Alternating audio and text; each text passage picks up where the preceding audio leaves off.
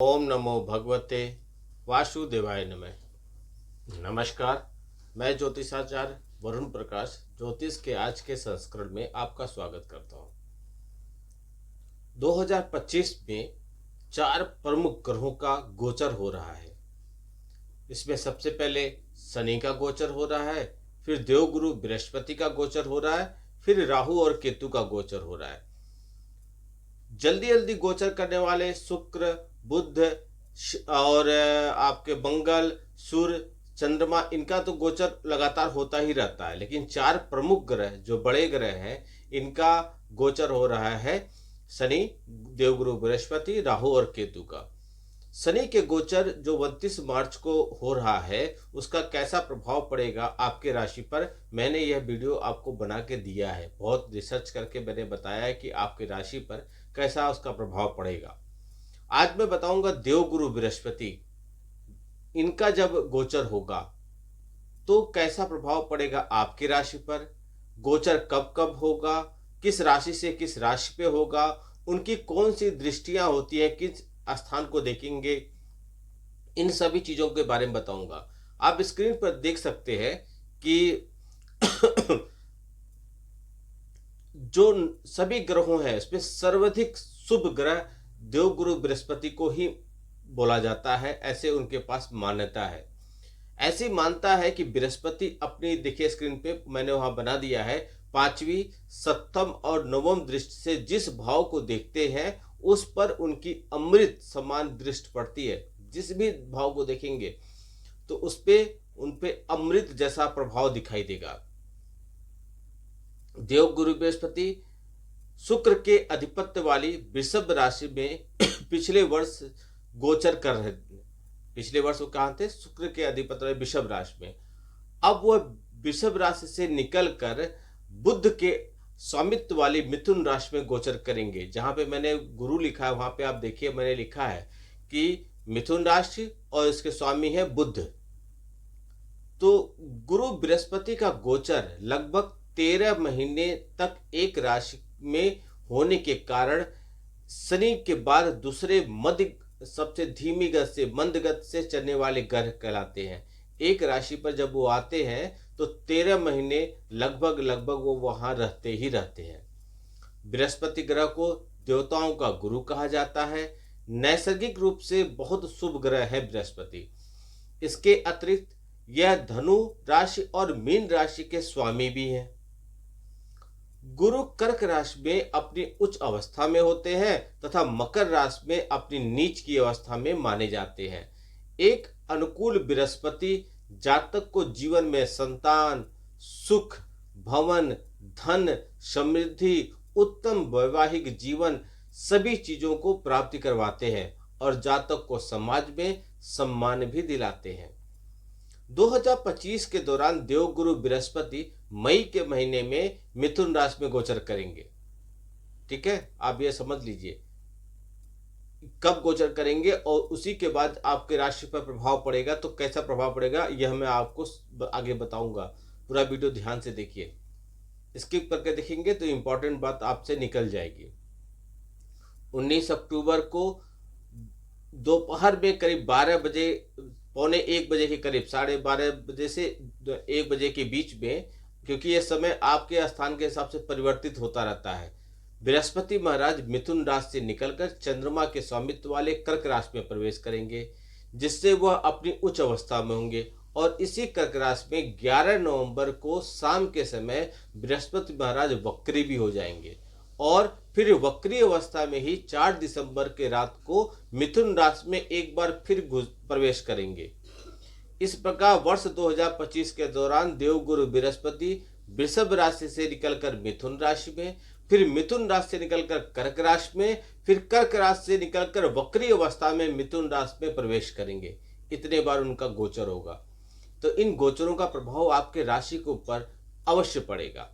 इस दौरान जब बृहस्पति का मिथुन राशि में गोचर होगा तो 9 जून को सुबह, पत्रा के हिसाब से 9 जून को शाम को 4:12 से बृहस्पति अस्त अवस्था में आ जाएंगे, जिसे बृहस्पति का ज्योतिष भाषा में तारा डूबना भी कहते हैं। 9 जुलाई को रात्रि में वह फिर उदित अवस्था में आ जाएंगे। लगभग 1 महीने के लिए 9 जून से 9 जुलाई के बीच में 1 महीने के बीच में वह अस्त अवस्था में हो जाएंगे, जिसे जब वह अस्त अवस्था में होते हैं तो कोई भी शुभ काम नहीं किया जाता है, क्योंकि बृहस्पति सभी शुभ कार्य को कराने वाले देवता होते हैं। उनके अस्त होने पर ऐसे शुभ कार्य नहीं किए जाते हैं, जैसे विवाह और कुछ बड़ा आयोजन इस टाइप से नहीं किए जाते हैं। मिथुन राशि में आकर बृहस्पति मिथुन राशि वालों के लिए विशेष रूप से प्रभावशाली ग्रह बन जाएंगे और वहां से तुला राशि, अपनी धनु राशि और कुंभ राशि पर अमृत समान दृष्टि डालेंगे, जिसे न केवल इन राशि के वालों को अपितु अन्य राशि वालों के जीवन पर बहुत ज्यादा प्रभाव पड़ेगा।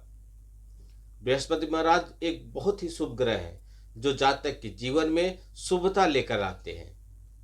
यह हमें सामाजिक मान्यता, धर्म और अध्यात्म से जोड़ते हैं और हमारे अंदर धर्म की वृद्धि कराते हैं।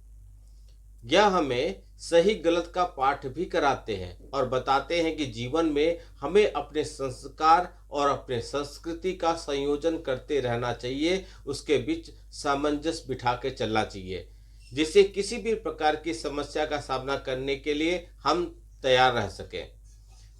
तो राशि के अनुसार बृहस्पति का यह गोचर कैसा रहेगा, तो सबसे पहले मैं बात करूंगा मेष राशि के लोगों का। आपके ऊपर बृहस्पति का यह गोचर का कैसा प्रभाव पड़ेगा।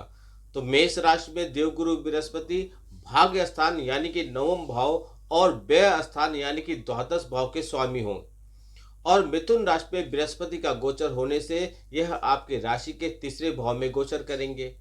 बृहस्पति के इस गोचर के प्रभाव से आपके अंदर आलस की बढ़ोतरी होगी, जिससे आप अपने कामों को टालेंगे और इससे आपके कार्य क्षेत्र में और आपके जीवन के अन्य क्षेत्रों में रुकावटों का सामना करना पड़ेगा। इसलिए आपको इन समस्याओं से बचने के लिए अपने आलस्य का त्याग और मेहनत पर जोर देना होगा। आप धर्म कर्म के मामलों में बढ़ चढ़कर हिस्सा लेंगे। धार्मिक यात्राएं बहुत आप करेंगे। मित्रों का सहयोग आपके साथ रहेगा और उनके साथ अच्छी कुछ जगह घूमने भी आप जाएंगे। आपके भाई बहनों से आपके संबंध मजबूत होंगे, इससे आपको खुशी महसूस होगी। व्यवसाय में आपको उन्नति दिखाई देगी।